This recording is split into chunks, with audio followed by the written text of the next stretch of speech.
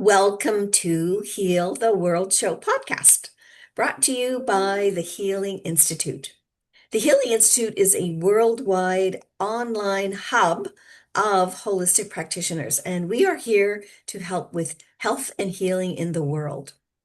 We want to make sure we get to the root cause of whatever is is bothering you, whatever you need to be healthy. We all are on a health journey, so let's make it a proactive health journey, not a reactive health journey. And I created the Healing Institute because I am really passionate about health and about healing. I'm Pamelia Parham. I am the founder and the CEO of the Healing Institute, and we have some amazing holistic practitioners that are available for you.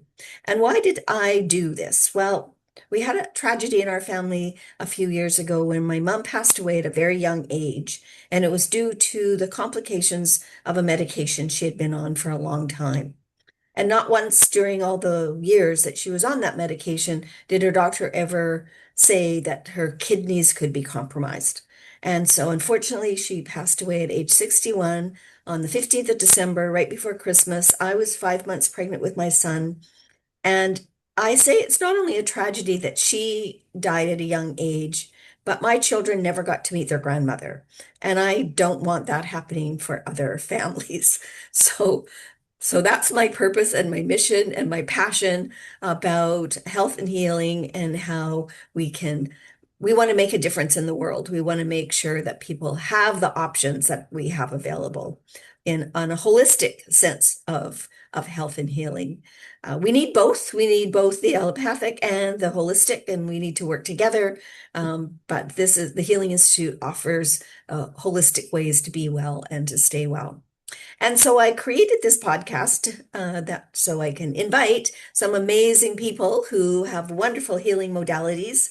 And actually, today is our 116th episode. I've been doing this for 2.5 years now.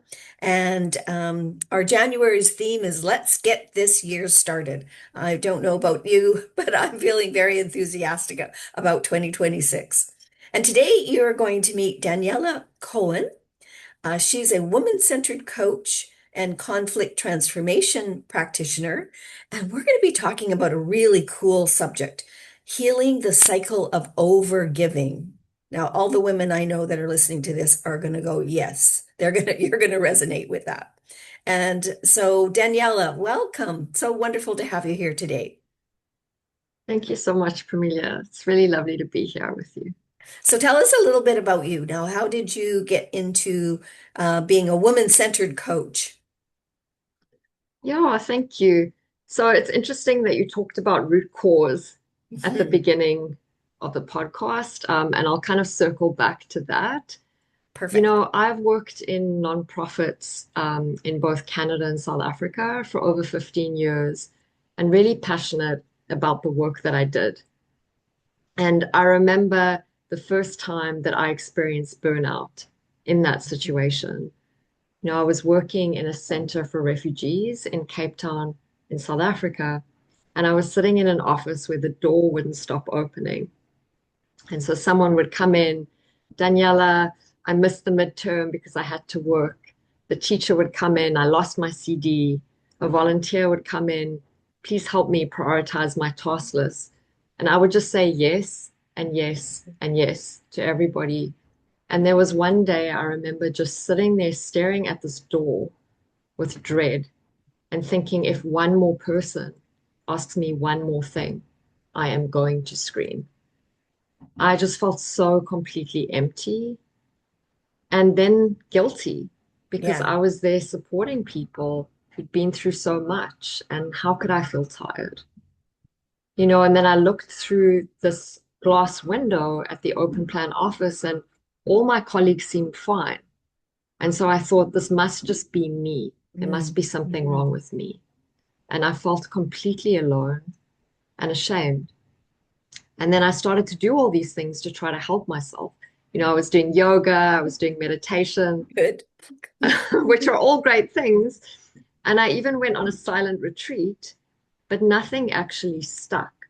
And I couldn't understand why. And then I discovered a woman centered coaching training. Mm-hmm. And in that training, the coach said something to me that really changed my life. She said, you know, this pattern of overgiving that you call generosity is actually about tying your work to your worth, Absolutely. Isn't that right? true? We so think that the more we give, then that is us being successful. Yeah, and I think I would say for me, you know, I would frame it as being valuable. Like Hmm. somehow my value would increase the more Yes. that I gave. And so I was in the cycle of constantly trying to prove how valuable I was Mm. without really understanding that that's what I was doing. Mm.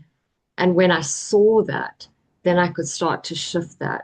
And then I Right. could start to break those patterns. But until I saw it, right, all the self-care things that we talk about, like yoga, meditation, all those things, they're good, but they wouldn't actually change the cycle because I They wasn't hadn't getting, changed it.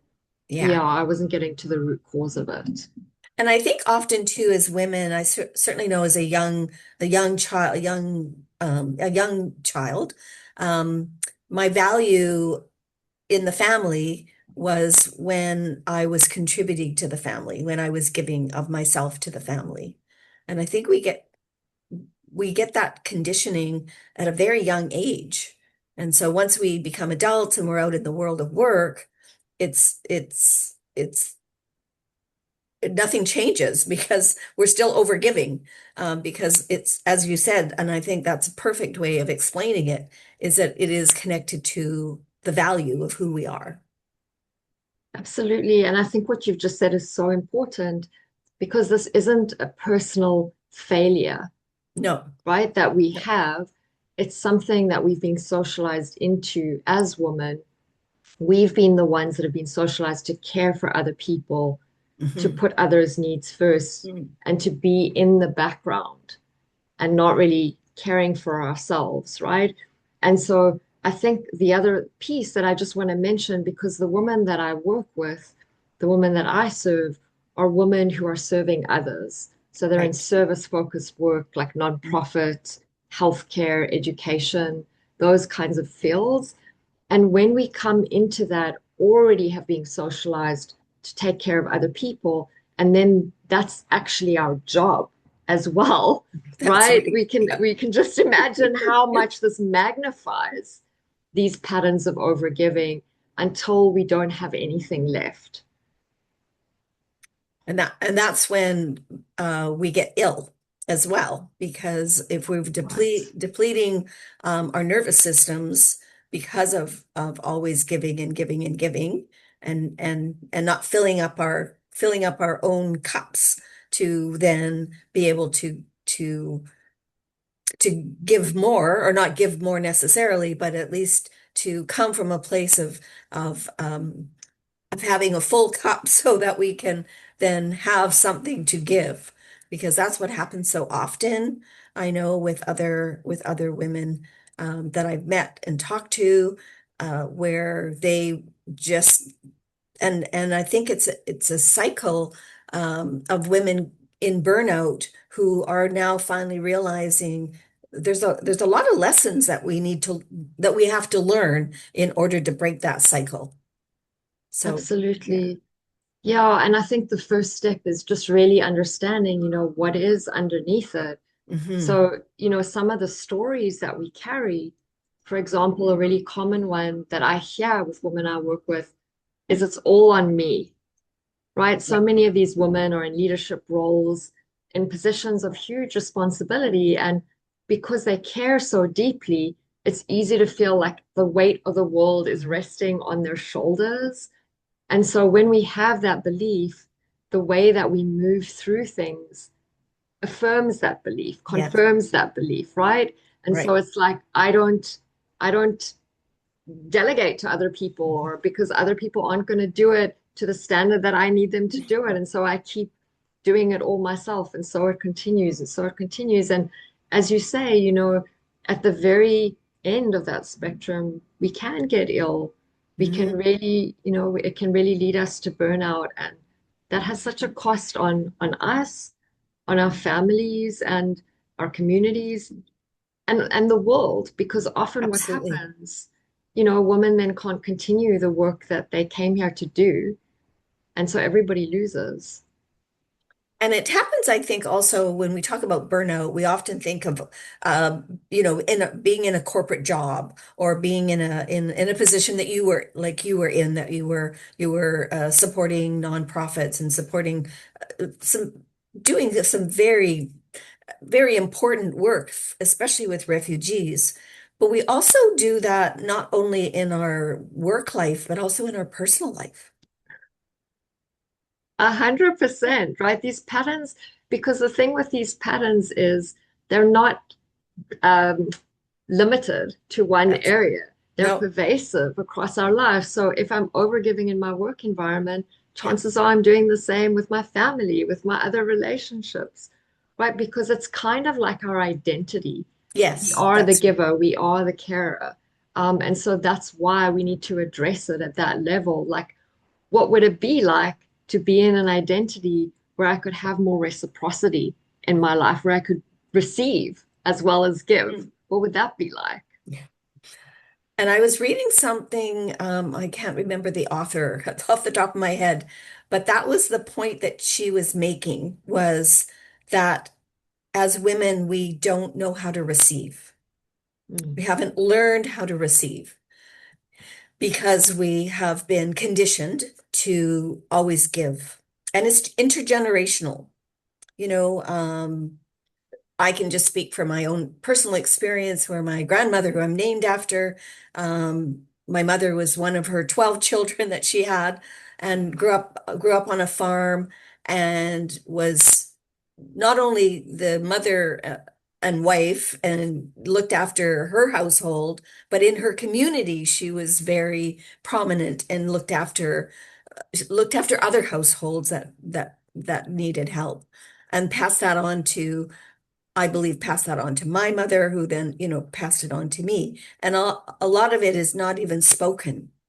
It's just understood that that's the way you are. yeah, I think that's such an important piece too, right? The not being spoken, but the normalization. So we just know that as how it is. And Hmm. this is who we are, and these are the roles that we have. And I just wanted to speak to the receiving part Hmm. because, I remember in a coaching group that I was leading, one of the women had this insight, and she kind of, it was this moment where she said, what about plants? Plants don't think about whether they deserve to receive. They just get watered, Yeah. right? The plant isn't sitting there going, I wonder if I deserve this water that this person is pouring into me. They don't think about it. And so, why is it so difficult for us? We feel like we've got to do all this, we've got to earn We got to earn it. receiving. Yeah, we have to earn that. I love that analogy. That's a beautiful analogy. It And was a it's beautiful it's analogy. so important. Yeah, and so descriptive and definitely makes the point about how we feel that we feel we need to deserve it. We need to pay something forward or pay something or not, and not pay, I don't mean in the monetary sense, but in order to to get something in reciprocity, we needed to give something up, or we needed to, which is usually our time, right? It's usually our Right. time and what we're doing. Yeah. Right. And I think the other part, like along with that, related to that, is about rest. I Yes. think a lot of women feel like, well, I'm going to rest when I've done X, Y, Z. It's almost like a reward, and I've got to earn that rest. So only when I've done X, Y, Z can I do that. And that somehow, if I rest before that, I'm being irresponsible or I'm being Mm. selfish, or we've got Yes. all these stories about, Yes. what we need to do to earn rest. Yes, absolutely. I love that concept that you just explained, and it is so true that we keep putting our rest and ourselves to the end of whatever our tasks are. And I remember, one of the descriptions of anything as growing up is I wanted wanted to do something for myself, I was being self-centered. And now when I talk to people, I'm like, that's okay. That's Well, actually I mean, self-care. Selfish right. and it's not selfish and self-centered. It's self-care. Well, and I'd love to like chat about that a little bit. Like when you say, Mhm. I felt like I was being self-centered, I mean, what was the definition of self-centered? How were you understanding what that meant? Well, it usually came with the word selfish. So that I Right. understood that I was only looking after myself or thinking about myself. I wasn't thinking about others, Right. which was what I was supposed to be doing, was thinking about others. And it's so interesting, right? Because I think that's the paradigm. It's either me or others. Others. And so Yeah, as a woman, it needs to be others. But actually, can it be both? Can I take care of absolutely. myself and other people, right? And I think we get stuck in this paradigm, especially when we deeply care about other Hmm. people Hmm. and we care about work we're doing, then all the focus shifts over there to others and we're so out of balance. And then we're lost on our priority list and often we never get there, right? We never get to ourselves. That's right. And then that's when burnout, as you mentioned, happens, when illnesses happen. And our bodies are amazing pieces, but they will only take so much. And so, one of my concepts always is when your body is telling you something, listen to it. Mm, Because mm, if you don't listen to it, it's just going to get louder and louder. And I really truly believe all the chronic illnesses that we have in the world are due to people not listening to their bodies because their bodies are telling them something's not right. And absolutely. they're not listening. And for women, I really truly believe that is time. We need to take time. We need to slow down. We need to breathe and we need to rest. Um, and Mm, and oftentimes we need to rest before we have to get into the busyness of whatever our life is, because we're depleting everything that we have, all our emotional, mental, physical capabilities. And those all need to be filled in order for us to continue doing the work that we feel that we were put here on the earth to do. So, yeah. absolutely. And I think with that as well, there's the piece about, oh, sorry, I just lost my thought. Let me, let me get my thought back. I was resting. My brain Yeah, was that's resting. perfect. Yes, good. Good exercise. Yeah, I think it's, that piece of, well, we do need to take care of ourselves. Um, and we do need to get that rest and we do need to listen to ourselves, as you're saying, Pramelia, Mhm. like when we stop listening to our bodies. But what I was gonna say is I think when we're going at breakneck speed, and especially in some of these environments, these service-focused work environments Mhm. that I'm focusing on, there's such a sense of urgency and crisis Mhm. that everything is just going so fast all the time and there's no time to slow down.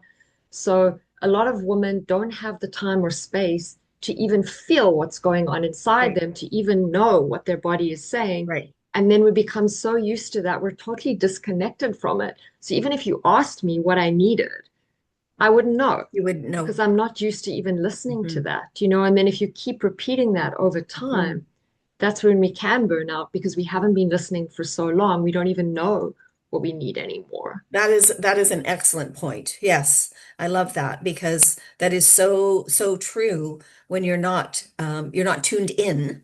We're not tuned into what our bodies are telling Right. us. So if we're not aware of that, our bodies are actually talking to us and telling us Yeah. to slow down. If whatever physically is happening, could be a headache, it could be an ache or a pain. It could be, all of a sudden, your hip's not working the way it used to work, or your ankle's not working the way it used to. That's we're conditioned, I believe, or have been conditioned to just carry on, like Exactly. just carry on, like just keep going. without being thinking about, okay, well, what is my body telling me? What is this communication? Something's not quite right. And I need to listen to what that is. And then, Yeah, exactly. I mean, the pushing harder. And also, I think it's also related to if we're so used to our attention being on other people, our mhm, attention is out there. It's right. not over here, right? And so there's just that imbalance. Like we're so focused over there and we care so much. And that's an amazing thing. We're not including ourselves in the picture. So true. Yes, absolutely. And that's when we need women like you that have these women-centered, as a women-centered coach. So you are helping women then understand themselves and where they fit into their careers and their personal life and talk. Let's talk about you've got a couple of programs. This is a free guide that you have, then we'll put this in the show notes. From Exhausted to Energized, The Secret to Sustainable Impact. Let's talk a little bit about that. Yeah, absolutely. So that's a free guide that women can access, and that's kind of the first step of just getting a little bit of insight into what Mm, might be happening. mm, And this is related to the patterns that I talked about. mhm, And so what I really help women do is see at the level of identity, what are the patterns that I've been socialized into that I've now internalized? And it's kind of like if you imagine that you've been wearing a pair of glasses for your whole life, and because they've been on your face, you don't even realize that they're there. But mhm. these glasses are coloring everything that you see. And so when we become aware of the glasses and we understand the impact of them, and then we can shift them, right? And Right, we can put on a new lens. And when we shift the lens, then we can do things like set boundaries. We can reclaim our time, we can reclaim our energy.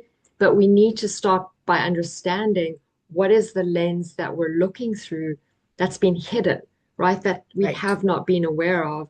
And then after that piece, it's great to get that new insight, but we know that we can have an insight and then things don't change sustainably. We fall back into our old Right. patterns, right? We Yes. we all do it. And so from that place, what we need to do is to be able to develop new mindsets and habits, develop skills and capacities that we're missing because we've been looking through that old lens. And then we can embody and sustain these new lenses, these new stories of power and possibility to be able to pull us forward towards what we really want for our lives. So that's the work that I do with women, right? What is it that we most deeply desire? What is in the Mm. way at the level of identity, who we think we are, that we've been socialized into, and how do we shift that into a new story that's actually going to take us to where we most deeply want to go? And that is just an excellent point as well, Daniela, because we've often been conditioned to not even know what we really want in life because we've A been hundred percent. conditioned to always be doing for other people. So to have the opportunity to actually think about, well, what makes me happy? Yeah, yeah, What do I really, really want?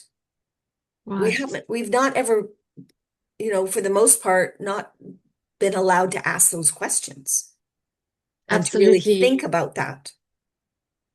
And I remember when I started on this journey, that was the same for me, especially when you're being asked not to only think from your mind, but to feel on a Mhm. much deeper level, what is it that I most deeply desire in my life, right? And it can take some time to Mhm. reconnect to that and to really feel that and to Mhm. allow ourselves to feel what it is that we most desire and then to move in that direction. But until we have that opportunity, we're not necessarily moving in the direction that we really want because we don't even know, like you say, what that is because nobody's ever asked us. We've never given ourselves the time and space to think about it.